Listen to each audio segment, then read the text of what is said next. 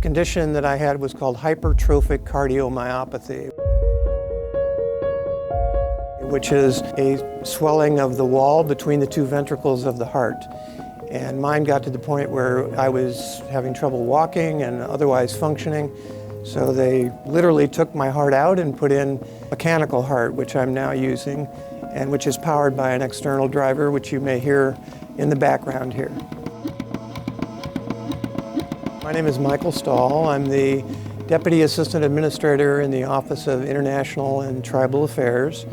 I've been in federal service for 34 years, and 31 years of that has been at EPA. He has, I think, been the institutional memory for me, for someone who's only been in the agency for 3 years. I've relied on him heavily. I do remember reaching a point after I had gotten the surgery and I was starting to recover. I remember asking myself whether I wanted to return to work or whether I just wanted to retire, because I'm more than eligible at this point. I've always felt that, I was part of something that was kind of larger than myself and was contributing to the well-being and the welfare of the nation. And I think EPA offers those kind of opportunities to people.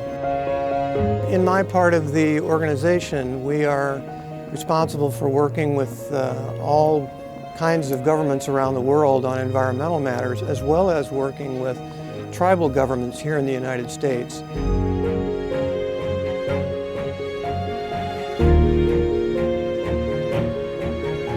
A big attraction for coming back and for staying in the agency for this long, frankly, has been the opportunity to go out and create those kind of results, go out and try to help the environment get better, and just try to ultimately improve the quality of life in the U.S.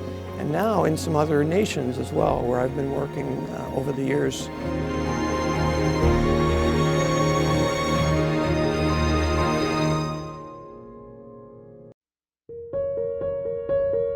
Coming to work with this total artificial heart that I now have has presented some challenges and has made me perhaps a little less mobile than I've been in the past.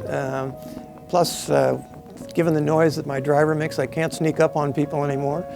So this has been something of a challenge for me. But I think what I've tried to do is work with the constraints that I have, but continue to find ways to try to contribute to the agency. And I don't think the fact that I have the total artificial heart now is necessarily getting in the way of making those contributions.